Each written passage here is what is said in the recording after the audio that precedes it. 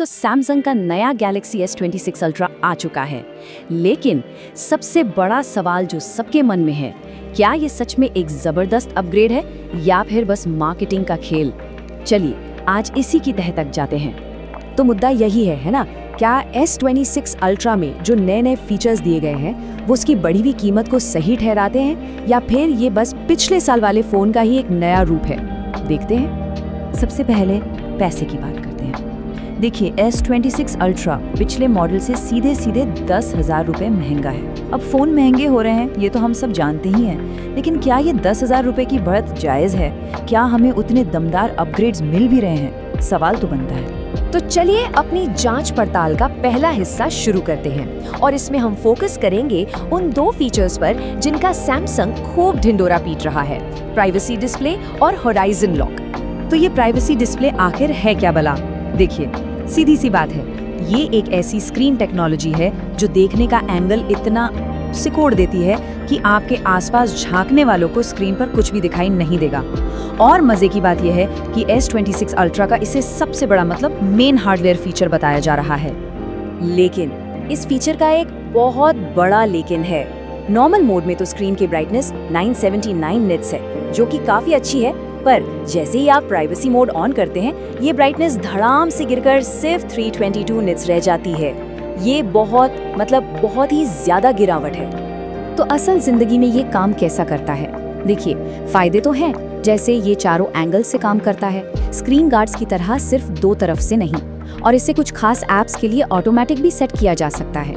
पर सच कहूँ तो नुकसान ज्यादा भारी लगते हैं। स्क्रीन एकदम डल और बेजान सी हो जाती है। धूप में तो कुछ देखने की उम्मीद ही छोड़ दीजिए, और इसकी वजह से जो एक बढ़िया एंटी रिफ्लेक्टिव कोटिंग थी उसे भी हटाना पड़ा।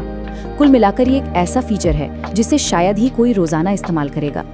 चलिए अब आते हैं कहानी के दूसरे पहलू पर। अब देखते हैं कि S26 अल्ट्रा में कहाँ डाउनग्रेड्स हुए हैं या फिर कहाँ चीजें वैसी की वैसी ही हैं। और ये सच में चौंकाने वाला है। S25 अल्ट्रा में एक प्रीमियम टाइटेनियम फ्रेम था और S26 अल्ट्रा में सैमसंग वापस एल्यूमिनियम पर आ गया है। मतलब एक top of the line flagship phone के लिए ये तो सीधा सीधा एक डाउनग्रेड हुआ ना। और ये सिर्फ हमारी बात नहीं है, जिसने ये रिव्यू किया उसका पहला रिएक्शन ही यही था, वाह डाउनग्रेड, मतलब बस एक शब्द और इस बदलाव की पूरी कहानी सामने आ जाती है। और कहानी सिर्फ मटेरियल पर ही खत्म नहीं होती। बैटरी वही 5000 mAh, पता है कितने साल से? लगातार 6 साल। कैमरा हार्डवेयर वो भी ज्यादातर S25 अल्ट्रा से कॉपी पेस्ट ही लगता है। S Pen, उसमें भी जेस्चर के लिए ब्लूटूथ अब तक नदारत है। और तो और डिजाइन के कोने भी अब पहले से ज्यादा गोल कर दिए हैं, जिससे फोन की वो एक अलग अल्ट्रा वाली पहचान थी ना, वो थोड़ी फीकी पड़ गई है। लेकिन हाँ, एक चीज है जिसमें सुधार जरूर हुआ है, और वो है चार्जिंग। अब ये 45 वॉट से बढ़कर 60 वॉट हो गई है। मतलब फोन करीब 45 मिनट में फुल चार्ज हो जाएगा। चलिए, ये एक अच्छा और बहुत जरूरी अपग्रेड है। अब बात करते हैं परफॉर्मेंस की। क्या नया स्नैपड्रैगन 8 Elite Gen 5 चिप सच में कोई तूफानी बदलाव लाता है? चलिए देखते हैं। नंबर स्क्रीन पर है और कहानी बिल्कुल साफ है। S25 अल्ट्रा का Antutu स्कोर था 3 मिलियन और S26 अल्ट्रा का है 3.2 मिलियन।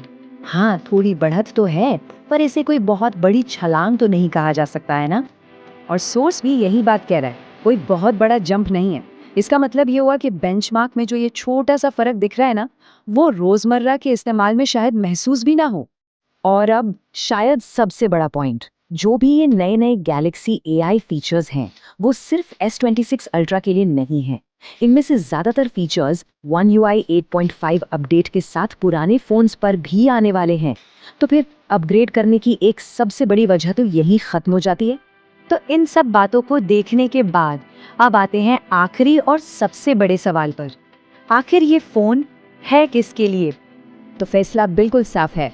अगर किसी के पास S25 अल्ट्रा है तो आराम से बैठें, अपग्रेड करने की कोई जरूरत नहीं है। S23 या S24 अल्ट्रा वाले हैं तो हाँ, वो सोच सकते हैं।